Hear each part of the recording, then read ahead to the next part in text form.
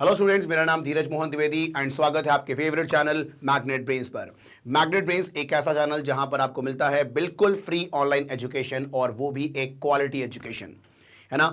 और आपको मैं एक और बताना चाहता हूं कि मैग्नेट ब्रेन्स पर किंडरगार्टन से लेकर क्लास 12 तक के सारे books and e books available हैं, है ना। आपको करना क्या है, सिंपल, आपको डिस्क्रिप्शन में जाना है, वहां पर आपको एक फॉर्म मिलेगा, उस फॉर्म को आप फिलअप करें, ठीक है। फिर जो हमारी टीम है वो आपसे कॉन्टैक्ट करेंगी। तो ये जो बुक्स अवेलेबल हैं ये आपके लिए बहुत ही ज़्यादा बेनिफिशियल रहेगा, बिकॉज ये डिफरेंट कैटेगरीज में डिस्ट्रीब्यूटेड है। लाइक आपका सैम्पल पेपर बुक्स हो गए, एमसीक्यू बुक्स हो गए, ऐसे डिफरेंट कैटेगरीज में आपको ये बुक्स मिलेंगे, तो जो कि आपके लिए बहुत ही बेनिफिशियल रहेगा। तो आप सिंपल फॉर्म फिलअप करें, बाकी टीम आपसे कॉन्टैक्ट करेगी। तो चलें, आज अपन शुरू करेंगे आपके क्लास 12 फिजिक्स का जो चैप्टर है, chapter number 9, that is ray optics and optical instrument. और आज की वीडियो में हम बात करने वाले हैं लॉज ऑफ रिफ्रैक्शन। जो प्रीवियस वीडियो था उसमें हमने डिस्कस किया था अबाउट रिफ्रैक्टिव इंडेक्स, है ना। तो आज हम देखेंगे लॉज ऑफ रिफ्रैक्शन।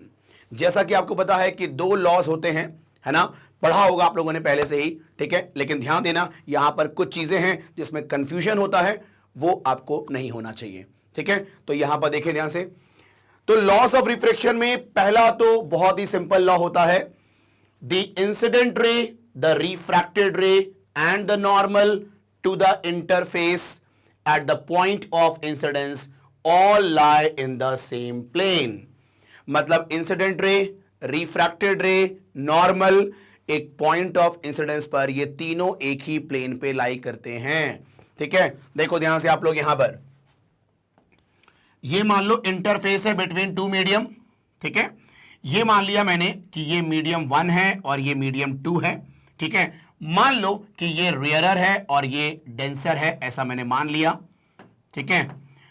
तो ये देखो, ये आपका incident ray, this is normal. तो rarer to denser bending toward the normal होती है, ठीक है। अब आप देखें ध्यान से, ये आपका इंसिडेंट रे, ये आपका रिफ्रैक्टेड रे एंड दिस इज नॉर्मल। ये रहा पॉइंट ऑफ इंसिडेंस पर, ये तीनों एक ही प्लेन पर लाई करेंगे। मतलब ये अगर आपका इंटरफेस है दिस और यहां पर रिफ्रैक्ट, मतलब ये तीनों में अगर एक प्लेन इमेजिन करें तो उस प्लेन पर वो तीनों चीजें लाई करेंगी, ठीक है।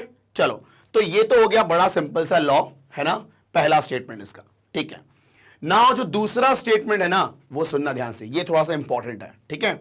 हम कहते हैं कि अगर कोई रे ऑफ लाइट एक मीडियम से दूसरे मीडियम में जाती है तो जो प्रोडक्ट होता है, किसका प्रोडक्ट, रिफ्रैक्टिव इंडेक्स और sine of angle of incidence या रिफ्रैक्शन, ठीक है, वो प्रोडक्ट हमेशा कांस्टेंट रहता है। मैंने क्या बोला, ठीक है, मैंने ये बोला कि अगर कोई रे ऑफ लाइट एक मीडियम से दूसरे मीडियम में जाती है तो जो प्रोडक्ट होता है किसका, रिफ्रैक्टिव इंडेक्स और sine of angle of incidence या sine of angle of refraction.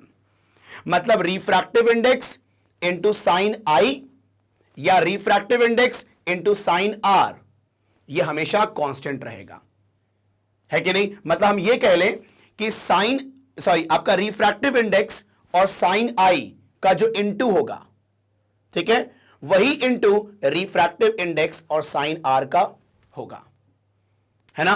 देखो ध्यान से क्या बोल रहा हूं मैं यहां पर, अब मैं उसको मैथमेटिकली बोलता हूं, ठीक है। देखो, ये आपका है मान लो एंगल ऑफ इंसिडेंस, ये आपका एंगल ऑफ रिफ्रैक्शन, ठीक है। अब देखो, ये जो आपका मीडियम 1 है, इसका एब्सोल्यूट रिफ्रैक्टिव इंडेक्स n1 है और इसका एब्सोल्यूट रिफ्रैक्टिव इंडेक्स n2 है। तो मैंने क्या बोला, यहां पर जो रिफ्रैक्टिव इंडेक्स और साइन ऑफ आई का इंटू होगा और यहां पर जो रिफ्रैक्टिव इंडेक्स और साइन ऑफ आर का जो इंटू होगा वो बराबर होगा।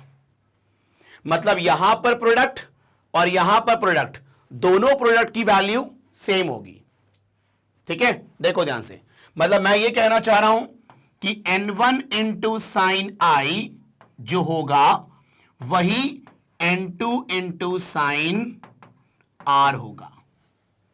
एग्री। तो मैंने क्या बोला कि product of refractive index and sine of angle of incidence or refraction always remain constant. ठीक है, तो सिंपल मैंने कहा refractive index into sine i, फिर दूसरे मीडियम का refractive index into sine of r, ये दोनों प्रोडक्ट क्या रहेंगे, सेम रहेंगे, है कि नहीं। अब देखो यहां से मैं एक रिलेशन डिराइव करता हूं, ठीक है, ध्यान देना आप लोग। यहां पर इधर देखो, ये आपका sine i upon sine r equal to N2 upon N1 बोल सकते हैं, बोलो हाँ है ना, ठीक है। तो sine i by sine r equal to N2 by N1, ठीक है। अब मेरी बात को सुनना ध्यान से, यहां पर देखो, ये जो आपका N2 बाय N1 है, इसमें अगर आप ध्यान से देखो तो कितने मीडियम दिख रहे हैं आपको। आप बोलोगे सर 2 मीडियम है, नहीं भाई, यहां पर 3 मीडियम है। कैसे, एक आपका 1, एक आपका 2 और एक है वैक्यूम ना, ठीक है, क्योंकि यहां पर विथ रेस्पेक्ट टू में कुछ नहीं लिखा हुआ, मतलब वो वैक्यूम है। तो एक्चुअली में यहां पर 3 मीडियम है, ठीक है। तो अब मेरी बात को सुनना ध्यान से, N2 अपॉन N1 को आप लिख सकते हो N2 1, मतलब refractive index of medium 2 with respect to 1। आओ मैं समझाता हूं कैसे।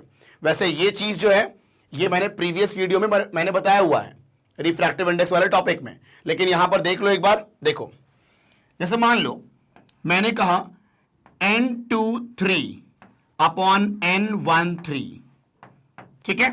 अब आप बताओ, यहां पर refractive index of 2 with respect to 3, refractive index of 1 with respect to 3, तो इसको लिखा जा सकता है N21, है ना। ये 3 मीडियम वाला फॉर्मूला मैंने आप लोग को दिया हुआ है प्रीवियस वीडियो में। तो आप देखो यहां पर थर्ड मीडियम की तरह कौन बिहेव कर रहा है, वैक्यूम, जो लिखने की जरूरत नहीं होती अपन को, है ना। तो N2 अपॉन N1 को हम लिख सकते हैं N21। इज इट क्लियर, ठीक है। इसका मतलब sine i by sine r जो होगा वो एक कांस्टेंट होगा, और वो कांस्टेंट किसके बराबर होगा, रिफ्रैक्टिव इंडेक्स के बराबर। अब मेरी बात को यहां पर ध्यान से सुनना, इसमें अक्सर कंफ्यूजन होता है जब हम लोग ये रिलेशन लगाते हैं ना, ठीक है, तो हम बोलते हैं कि sine i by sine r equal to refractive index, ठीक है। लेकिन यहां पर यह सोचना बहुत जरूरी है कि किस मीडियम का रिफ्रैक्टिव इंडेक्स। तो आप देखो यहां पर रे ऑफ लाइट कहां से कहां जा रही है, मीडियम 1 से मीडियम 2 में जा रही है, तो आपने किसका लिया रिफ्रैक्टिव इंडेक्स, मीडियम 2 का लिया है विथ रिस्पेक्ट टू जहां से आ रही है।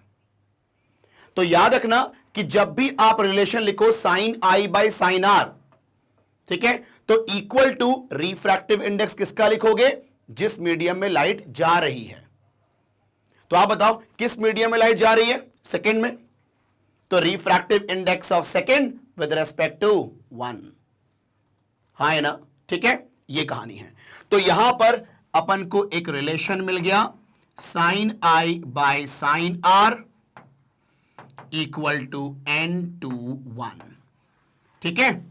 तो यहां पर इस सेकंड स्टेटमेंट में ना, ठीक है, एक और तरीके से इसका स्टेटमेंट दिया जाता है, ठीक है, इस रिलेशन को देखते हुए कि when a ray of light propagate मतलब travel from one medium to another medium, then the ratio of sine of angle of incidence to sine of angle of refraction always remain constant, ठीक है, and that constant is equal to refractive index। constant क्यों बोलते हैं ratio को, क्योंकि वो refractive index के बराबर है, और किसी भी मीडियम का जो रिफ्रैक्टिव इंडेक्स है वो तो कांस्टेंट ही रहेगा ना यार, ठीक है। तो यहां पर हम कहते हैं कि इनका रेशियो क्या रहेगा, कांस्टेंट। आ रही है बात समझ में आपको, ठीक है।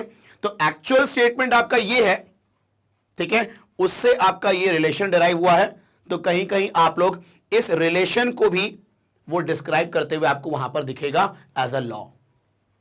Is it clear.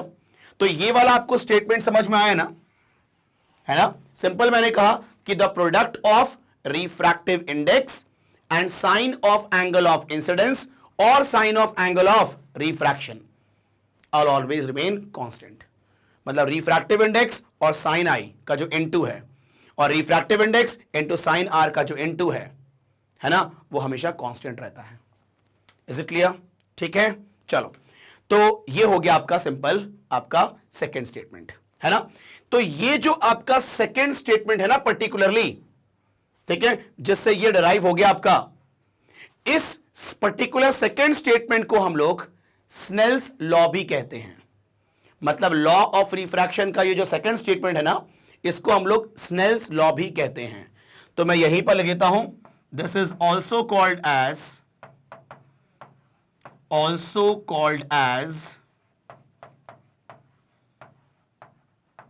Snell's law. इसको हम लोग स्नेल्स लॉ भी कहते हैं। तो जब भी मैं कहीं पर बोलूं कि मैं अप्लाई कर रहा हूं स्नेल्स लॉ, ठीक है, मतलब लॉ ऑफ रिफ्रैक्शन का सेकेंड स्टेटमेंट मैं इस्तेमाल करूंगा। Is it clear? ठीक है, चलो, तो आप लोग एक काम करें, इसका स्क्रीनशॉट ले लें।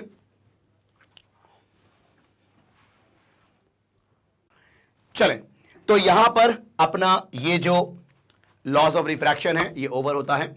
तो अब बेसिकली आगे आने वाले टॉपिक्स में अपन देखेंगे इस लॉज ऑफ रिफ्रैक्शन का एप्लीकेशन। ठीक है, जैसे कि आपका हम बात करेंगे अगला टॉपिक में कि refraction through rectangular glass slab, फिर हम बात करेंगे एपरेंट डेप्थ, है ना, नॉर्मल शिफ्ट। तो वहां पर आपको इस स्नेल्स लॉ का एप्लीकेशन, मतलब लॉज ऑफ रिफ्रैक्शन का एप्लीकेशन देखने को मिलेगा। ठीक है, चलें, तो बस ऐसे ही वीडियो को देखने के लिए क्या करना है आपको, सिंपल magnetbrains.com पे जाएं या फिर जो मैग्नेट ब्रेन्स का यूट्यूब चैनल है वहां पर आप जाएं। ठीक है, वहां पर आपको ऐसे बहुत सारे कोर्सेज मिलेंगे जो कि बिल्कुल फ्री ऑफ कॉस्ट है। ऐसा बिल्कुल नहीं है कि आपने एक दो टॉपिक पढ़ लिया तो फिर उसके बाद कोई कूपन लगाना पड़ रहा हो, कोई पेमेंट करना पड़ रहा हो, ऐसा बिल्कुल नहीं है। यहाँ पर सारा कंटेंट, बिल्कुल क्वालिटी कंटेंट आपके लिए बिल्कुल फ्री अवेलेबल है ना। तो बस अंत में यही कहूँगा, अगर आपको वीडियो पसंद आया हो और अगर आपको इस वीडियो से कुछ सीखने को मिला हो तो आप इसको लाइक ज़रूर करें, और अगर आप चैनल में नए हो तो आप इसको जल्दी सब्सक्राइब करें ताकि कोई भी अपकमिंग वीडियो हो वो आपसे बिल्कुल मिस ना हो, और अपने दोस्तों के साथ इसको शेयर भी करें ताकि उनको भी इसका फ़ायदा मिल पाए। Thank you.